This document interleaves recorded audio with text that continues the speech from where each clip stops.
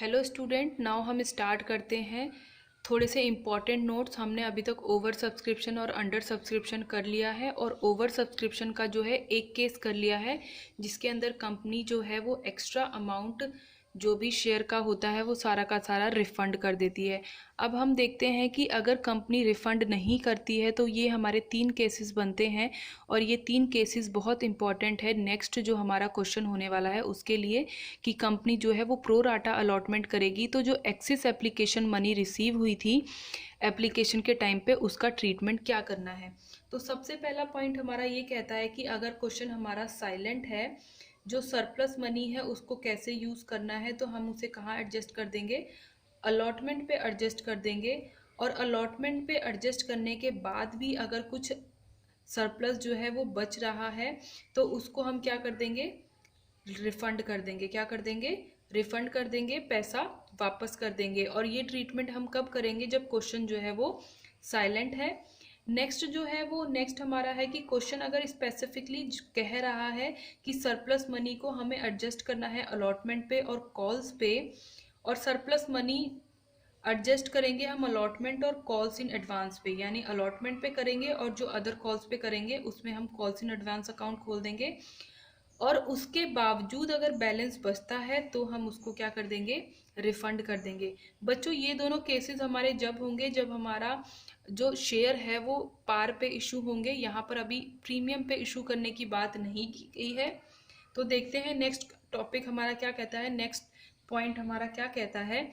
Next point कहता है कि अगर प्रीमियम पे शेयर इशू किए हैं और सरप्लस मनी को एडजस्ट किया है अलॉटमेंट पे, तो अलॉटमेंट पे एडजस्ट करने में सबसे पहले हम उसे शेयर कैपिटल के लिए एडजस्ट करेंगे। और शेयर कैपिटल पे एडजस्ट करने के बाद भी अगर एप्लीकेशन मनी बचती है तो हम उस एक्सेस मनी को सिक्योरिटी प्रीमियम रिजर्व के लिए एडजस्ट करेंगे, यानी वो एक्स्ट्रा मिला हुआ पैसा हम सिक्योरिटी प्रीमियम रिजर्व का मानेंगे।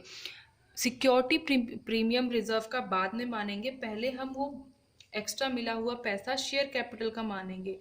अगर वो पैसा जो है वो शेयर कैपिटल का से ज़्यादा मिला हुआ है उसके बाद हम उसे सिक्योरिटी प्रीमियम रिजर्व में एडजस्ट करेंगे, मानेंगे। तो बच्चों आप वीडियो पॉज करके ये 3 पॉइंट जो है वो नोट डाउन कर सकते हैं और इसको अच्छी तरीके से आप लर्न करेंगे कि जब क्वेश्चन साइलेंट हो तो आपको क्या करना है और क्वेश्चन स्पेसिफिकली अगर आपको कहता है तो आपको क्या करना है।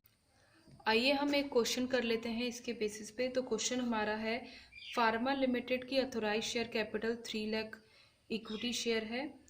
एप्लीकेशन पे उन्होंने 20,000 शेयर के लिए सब्सक्राइब किया है, पब्लिक को 10 ईच शेयर है।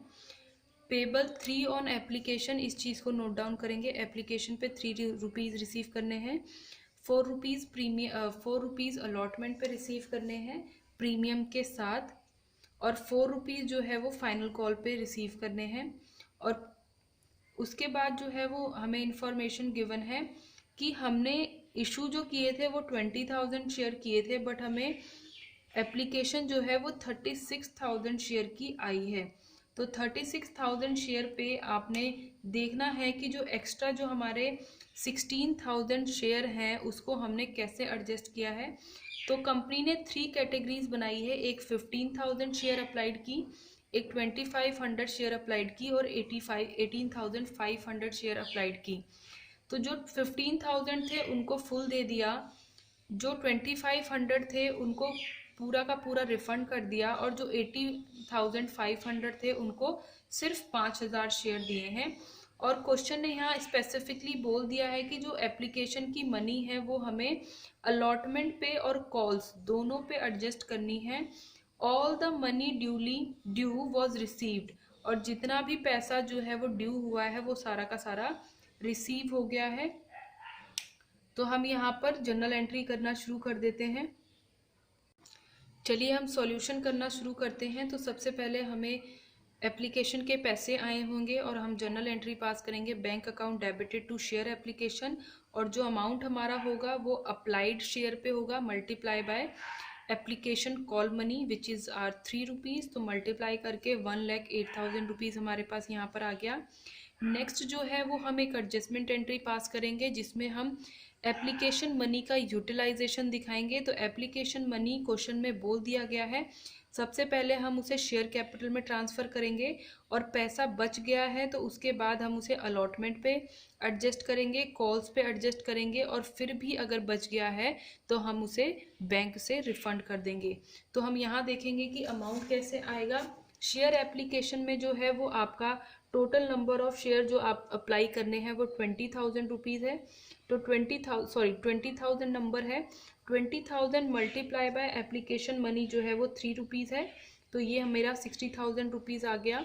अलॉटमेंट पे जो मेरे को एडजस्ट करना है, अलॉटमेंट पे 20,000 शेयर पे यहाँ हम देखेंगे कि अलॉटमेंट पे मनी जो हमने एडजस्ट की है वो हमने कैसे कैलकुलेट की है। तो सबसे पहले हमें जो फर्स्ट कैटेगरी थी उसका हमने टोटल नंबर ऑफ शेयर उसने जितना अप्लाई किया था उतना ही हमने उसे इशू कर दिया है, तो इनकी कोई भी एप्लीकेशन मनी एक्सेस में नहीं होगी। नेक्स्ट कैटेगरी जो है इनकी सारी की सारी एक्सेस मनी जो है वो हमें रिफ़ंड करनी है। एक्सेस मनी जो 18,500 शेयर की है हमें सिर्फ वो एडजस्ट करनी है। तो हम यहाँ पर वर्किंग नोट में देखेंगे कि वो हमने कैसे कैलकुलेट किया है। तो एप्लीकेशन मनी जो रिसीव हुई है वो हमें रिसीव हुई है 18,500 शेयर पे 55,500 और हमने उसे एप्लीकेशन पे एडजस्ट कर दिया है 15,000 रुपीज़। जो सरप्लस हमारे पास बचा है वो बचा है 40,500। तो 40,500 को 5,000 शेयर के हिसाब से 4,000 रुपीज़ जो कि हमारा अलॉटमेंट की कॉल मनी है वो हमने 20,000 यहाँ पर एडजस्ट कर दिया है। और उसके बावजूद हमारी रिमेनिंग वैल्यू बचती है 20,500 और वो हमने फाइनल कॉल पे एडजस्ट किया है विच इज़ 5,000 जो हमने इशू किए हैं उनको मल्टीप्लाई बाय 4। 20,000 हमने यहाँ पर कॉल्स पे एडजस्ट कर दिया है, उसके बाद हमारे 500 बचे हैं जिसको हम रिफंड कर देंगे।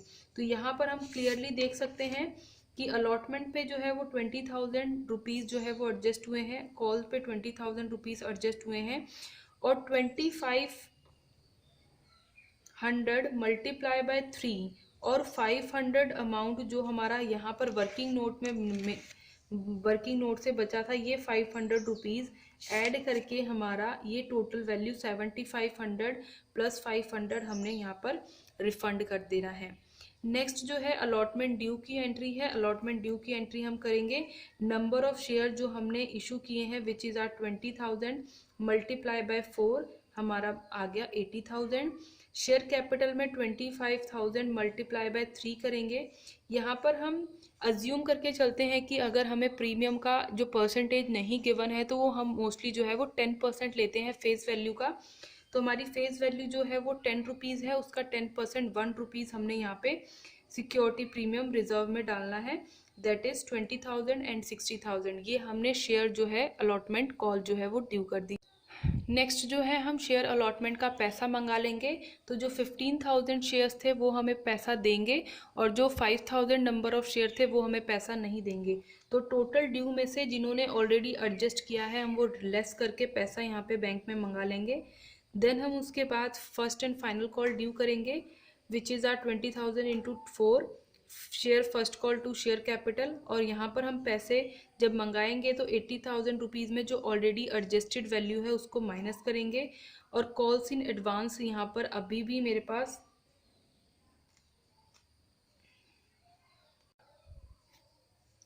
जब हमने एप्लीकेशन मनी एडजस्ट की थी तो calls in advance account open किया था और क्रेडिट में उसका बैलेंस था। अब हम उसे यहाँ पे डेबिट करके क्लोज करेंगे। 60,000 रुपीज़ हमारे बैंक में आएगा और calls in advance 20,000 cancel out होगा और 80,000 rupees share first and final call temporary account जो हमारा है वो डेबिट से क्रेडिट होकर के क्लोज हो जाएगा। नेक्स्ट हम देख लेते हैं ये डिफरेंट आइटम हमारे बैलेंस शीट में कैसे शो हो रहे हैं। तो सबसे पहले नोट्स टू अकाउंट में जाएंगे। According to question 30,000 share of 10 each authorised share capital है, 20,000 of 10 each issued share capital है, subscribed and fully paid up 20,000 share of 10 each हमारे सब्सक्राइब्ड शेयर कैपिटल है। और यही वाली वैल्यू जो है वो हमारी सब्सक्राइब्ड शेयर कैपिटल में 2 लाख रुपीज़ यहाँ पे शो होगी। Next note reserve and surplus में सिक्योरिटी प्रीमियम रिजर्व का 20,000 रुपीज़ और रिजर्व एंड सरप्लस हमारा यहाँ पे 20,000 रुपीज़। टोटलिंग करेंगे तो हमारी लाइबिलिटी साइड की totalling 2,20,000 rupees. Cash and cash equivalent में कैश एट बैंक हम सारे के सारे बैंक अकाउंट जितनी भी हमने जर्नल एंट्री पास की है, जब जब हमारा बैंक अकाउंट डेबिट हुआ है हम उसको ऐड करेंगे और हमारे पास वैल्यू आएगी 2,20,000 रुपीज़, जो कि हम एसेट साइड पे करंट एसेट में कैश एंड कैश इक्विवेलेंट के हेड के अंडर लिख देंगे। तो हम यहाँ देख सकते हैं हमारा एसेट एंड लायबिलिटी के जो है वो टैली कर गया है। तो आई होप आपको ये क्वेश्चन समझ में आया होगा। स्टूडेंट आप प्रैक्टिस करेंगे और एक बार इस क्वेश्चन को करने की दोबारा से कोशिश करेंगे। Thank you.